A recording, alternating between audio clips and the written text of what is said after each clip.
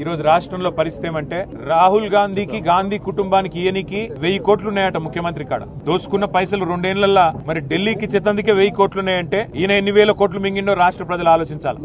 వేల కోట్లు మింగడానికేమో రేవంత్ రెడ్డికి 2 ఏళ్లలో చాలా టైం దొరికింది. దోపిడి బ్రహ్మాండంగా చేస్తా ఉన్నారు. కానీ రైతులకి డిసెంబర్ లో పడేది రైతు బంధు కేసీఆర్ ఉంటే ఇలా మార్చి దగ్గర పడ్డది. మార్చి కూడా ఇంతవరకు రైతు బంధు ఇచ్చే ముఖం లేదు రేవంత్ రెడ్డికి. రైతు బంధు ఇచ్చే తెలివి లేదు. అట్లాగే యూరియా బస్తా ఇచ్చే తెలివి లేదు. కనీసం సోయా కొనుగోలు చేసే తెలివి లేదు. పత్తి కొనుగోలు చేసే తెలివి లేదు. మరి ఇట్లాంటి సన్నాసిని ముఖ్యమంత్రి చేసినందుకు ఈ అవస్థలు రైతన్నలకు కూడా ఇంకో కొంతకాలం తప్పదు. కానీ ఒకటి మాత్రం పక్క, గాంధీ కుటుంబానికి ఇచ్చే 1000 కోట్లు నీ అయ్యసొమ్మ నీ అబ్బసొమ్మ ఏడికెళ్ళి తెచ్చినవో రేవంత్ రెడ్డి రాష్ట్ర ప్రజానికానికి సమాధానం చెప్పాలి. ఎన్ని వేల కోట్లు నువ్వు దోపిడీ చేస్తే మరి గాంధీ కుటుంబానికి 1000 కోట్లు ఇస్తానంటున్నావు. అది తెలంగాణ ప్రజల రక్తమాంసాలు కాదా? తెలంగాణ ప్రజల చెమట కాదా? ఇక్కడి ప్రజల సొత్తు నువ్వు దోపిడీ చేసి గతంలో ఓటుకి నోటుకి దొరికిపోయిన ఓటుకి నోటు కేసులో ఇవాళ 1000 కోట్లు అని చెప్పి ఓపెన్ గా చెప్తుంటే మరి బీజేపీ ఏం చేస్తున్నది? కేంద్ర సంస్థలు ఏం చేస్తున్నాయి? ఈడీలు, సిబిఐలు, ఐటీలు ఏం పీకుతున్నాయని అడుగుతున్నా నేను. ఏం చేస్తున్నారు మీరు?